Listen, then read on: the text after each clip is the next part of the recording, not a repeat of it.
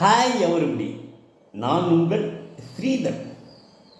இன்றைய நாள் உங்களுக்கு சகல விதமான சந்தோஷங்களையும் அனுகூலங்களையும் அளிக்கட்டும். வாங்க நம்ம கண்டென்ட்குள்ளே போகலாமா?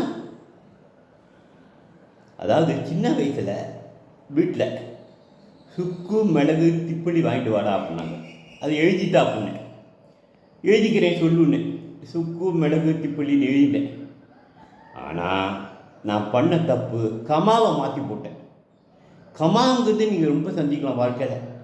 கமா, முற்றுப்புள்ளி, ஆச்சரியக்குறி, கேள்விக்குறி, இந்த மாதிரி எத்தனையோ பார்த்துருக்கீங்க. இந்த கமா ரொம்ப முக்கியம். இதுக்கு சொல்கிறேன்னா, இந்த நான் போய் எழுதிட்டு எழுதினோம்னே சுக்கு மிளகு திப்பிடிங்கிறதுக்கு சுக்குக்கு அப்புறம் கமா போட்டுக்கணும், மிளகுக்கு அப்புறம் கமா போடணும், திப்பிடிக்கு அப்புறம் கமா போடணும். நான் என்ன பண்ணேன், சுக்குமி கமா போட்டேன், லகுதி கமா போட்டேன், பிலி அதோடு இருக்கு. சுக்குமி லகுதி பிலின்னு கடைக்காரன் பார்த்து இந்த மாதிரி சாமானே கிடையாதுப்பா அப்படின்னு திருப்பி வந்துட்டான். வீட்டில் வழக்கம் போல் அடி தான் வந்துது, திட்டும் அடியும் கிடச்சிது. எதுக்கு சொல்கிறேன்னா, இது என் விஷயத்தில் நடந்த சாதாரண சம்பவம், இது பரவாயில்ல. ஆனால் கமாங்கிறது ஒரு குற்றவாளியே காப்பாற்றிருக்குன்னு தெரியுமா உங்களுக்கு? அகஸ்மாத்தா ரொம்ப சஸ்பெக்டட் கிரிமினல் ஒருத்தன் எதேச்சா ஒரு போலீஸ்காரன் கான்ஸ்டபிள் பிடிச்சாச்சு.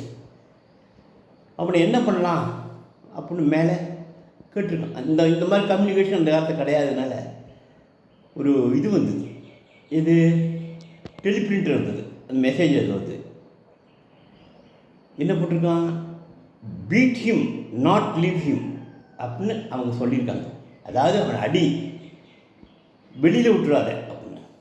ஆனால் என்ன தப்பு நடந்தது, பீட் ஹிம் நாட்டில் கம்மா போட்டுவிட்டு லீவ் ஹிம்னு போட்டாங்க.